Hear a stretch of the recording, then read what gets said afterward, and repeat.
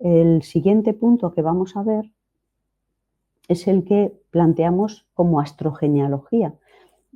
Digamos que esta parte sería muy útil, por ejemplo, en entornos como la biodescodificación, como terapias como la biodescodificación, como las constelaciones familiares, etcétera, etcétera, porque nos aporta una información. Para mí, la astrología sería como una herramienta más a tener en cuenta dentro de lo que cada persona utilice dentro de la consulta si planteamos, por ejemplo, el aspecto, digamos, de trabajo, de la salud a nivel laboral. Si lo que planteamos es un proceso personal, lo podemos llevar de otra manera.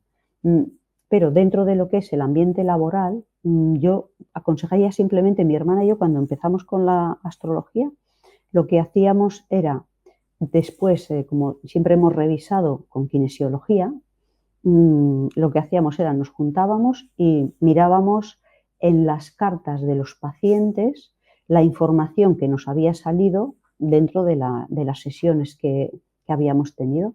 Y esta es una manera de ir viendo fácilmente cómo la información va de un sitio a otro. Entonces, si quienes me escucháis tenéis esta, esta profesión de ayuda, de acompañar a las personas en diferentes universos, pues os aconsejaría que, aunque estemos en un estudio incipiente o en unas bases básicas sobre el aprendizaje de este idioma, porque al final estamos aprendiendo un idioma, ir viendo dónde pueden estar en la carta natal, en este mapa, esas informaciones que de forma kinesiológica o como nosotros revisemos nos han ido apareciendo. ¿Vale? Porque es una manera de aprender casi sin darse cuenta. Nosotras aprendimos mucho así. Y el compartir, ¿no? Porque tenemos, digamos, miradas diferentes a las cosas y a las personas en este caso. Entonces aprendimos mucho la una de la otra cuando revisábamos las cartas, ¿no? Porque lo que igual ella ve, lo ve desde un ángulo y yo lo podía ver desde otro. Esto es muy, muy interesante. Os lo comento porque me parece que puede ser un ambiente, bueno, a tener en cuenta para las personas que trabajáis en este universo. La astrogenealogía nos va a aportar, por un lado, esas vivencias, esas experiencias que tenemos incluso ya en esa vida intrauterina. Todo lo que sucede en ese periodo, dentro y fuera del útero. Es decir, no solamente lo que el feto, la experiencia fetal se está dando, sino todos los sentimientos, todas las reacciones de los progenitores y de su entorno cercano. O incluso, mientras estamos ahí, estamos siendo ya impactados por el clima sociocultural en el que se produce tanto la concepción como el embarazo e incluso el parto. Bueno, pues eso también lo podemos ver en la carta natal, en un área que se llama casa 12, y podemos ver lo que allí sucede y las repercusiones que eso puede llegar a tener en la vida de la persona. Ya hay procesos de salud que se gestan allí, procesos incluso, por ejemplo, un rechazo o un momento inadecuado en el nacimiento de una persona va a condicionar a esa persona a la sensación muchas veces de tener que ganarse la vida. Es como si nazco, pero no nazco en el momento adecuado, entonces a pico y pala toda la vida para poder ganarme el sitio que me corresponde. Este tipo de situaciones marcan muchísimo, son como marcas indelebles con las que ya nacemos y que nos acompañan durante toda la vida. Cuando nosotros planteamos, por ejemplo, una marca, alguna repercusión de un proceso como puede ser en la vida intrauterina, también podemos encontrar las herramientas para poder ayudarnos o para poder ayudar a alguna persona a resolver esas marcas, esos procesos que se dan ya ahí. Aparte de lo que sucede dentro del útero materno, también tenemos una serie de lealtades, de mandatos, de creencias, de herencias que vienen ya a través del árbol familiar.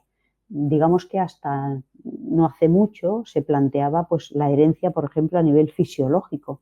Y teníamos claro que yo tenía una herencia, pues yo qué sé, de tener la garganta débil porque lo tenía mi padre, ¿vale? Pero no solamente recibimos herencias fisiológicas, también hay una serie de herencias fisiológicas, psicológicas, incluso de creencias o mandatos familiares o lealtades familiares que nos condicionan, y el mayor conflicto de estos condicionamientos es que se expresan muchas veces como automatismos que son heredados. Entonces yo reacciono muchas veces sin darme cuenta de que mi naturaleza igual no haría estas cosas, pero como son automatismos inconscientes, pues simplemente reaccionamos de esta manera. Aparte de poder encontrar condicionamientos que nos limitan, también en la herencia vamos a encontrar certezas y direcciones, aprendizajes, dones y talentos heredados a través de esta sistémica familiar. No solamente vamos a heredar mecanismos complicados o dificultosos, incluso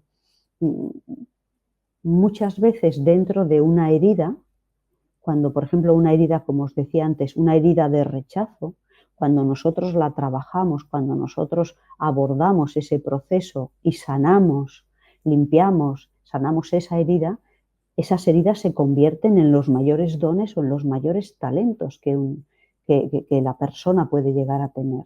Por eso es muy interesante abordar estas cosas o ver desde dónde podemos tirar para facilitar esa reconciliación con el legado familiar, o para encontrar ese perdón que muchas veces tenemos que hacernos a nosotros mismos e incluso a nuestra familia, ¿no?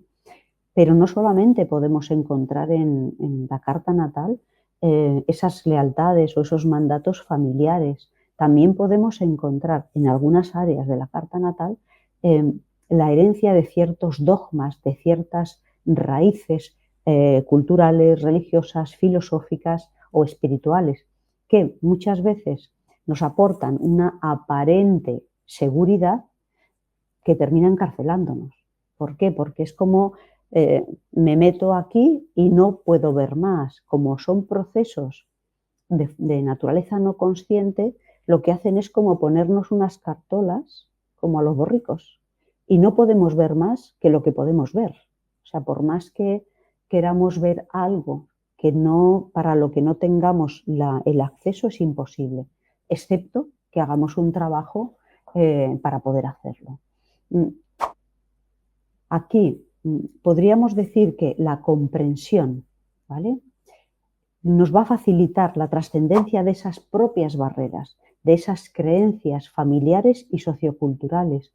A veces nos toca, digamos, hacer un trabajo de revisar, de darnos cuenta, de meterme en el interior, de perdonarme, de perdonar, etcétera, etcétera. Pero muchas veces la comprensión, por ejemplo, en este caso, comprender que esa mochila que llevo no es mía, o que el 80-90% de lo que llevo en la mochila no es mío, pues me permite soltarlo y poder abordar, digamos, con mayor facilidad lo que sí realmente es mío o lo que sí realmente es parte de mi naturaleza.